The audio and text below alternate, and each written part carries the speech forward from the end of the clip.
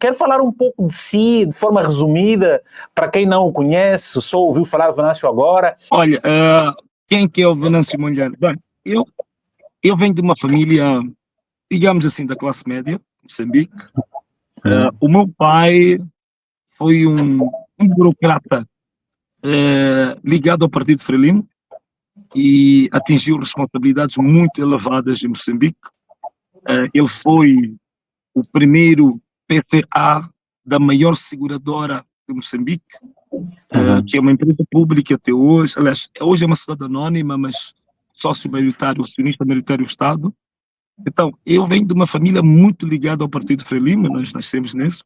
Daí que criam, à volta da minha figura, há muita polêmica por causa disso, porque não é tão natural que as pessoas que nasçam aparentemente, digamos assim, bem enquadradas no regime, se possam não rebelar, mas ter opções políticas divergentes disso.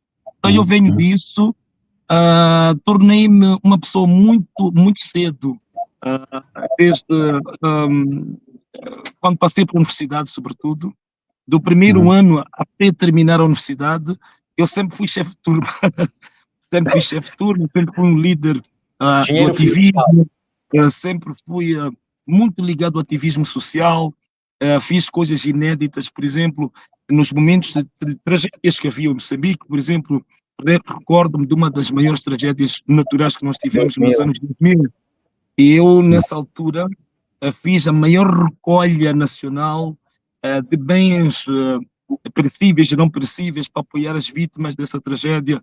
Tivemos uma coisa como 5 caminhões de 3 eixos, aqui de cavalos, de recolha de bens que eu organizei nessa altura. Passei do ativismo social e também fiz muito ativismo cultural. Portanto, eu fui, com os meus 17 anos, eu já era colunista da maior revista literária do país, que é a Lua Nova. E nessa altura eu recordo-me que o secretário-geral da Associação de Escritores Moçambicanos dizia que eu não podia pôr a minha fotografia, porque a ninguém ia acreditar que eu estava a escrever aquilo, porque era tão menininho, e fazia textos sérios, e escrevia para uma revista de literatura que era a maior referência literária do país.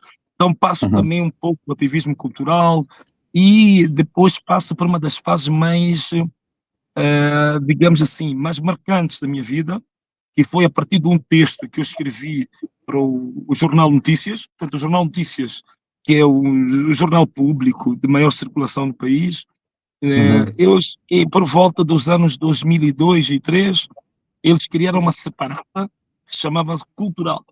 E eu escrevi um artigo para essa separada, que era exatamente o papel do estudante universitário para o desenvolvimento do país. E um produtor brasileiro que estava nessa altura ligado a uma televisão que é a Miramar, gostou tanto do texto que me convidou, perguntou se eu podia falar daquilo que eu tinha escrito na televisão. Eu nunca tinha falado para uma televisão, não tinha experiência nenhuma de televisão. E eu dizia que, não sei, porque eu não faço a mínima ideia, mas vou tentar. Então fiz a minha primeira grande entrevista, mas tu vais ficar parvo com o que vou dizer agora. Isto vai te chocar, A minha grande entrevista que eu fiz em televisão foi em 2004, desculpa. Estou a falar de 21 anos. 21 anos. Nessa entrevista, para falar do papel do estudante universitário, foi a minha primeira entrevista de 1 hora de tempo na televisão. Acredito que quem me entrevistou é exatamente o candidato da Frelimo às presidenciais, porque ele é jornalista. Portanto, a minha primeira grande entrevista em televisão, quem me entrevista é exatamente o Daniel Chapo, não é?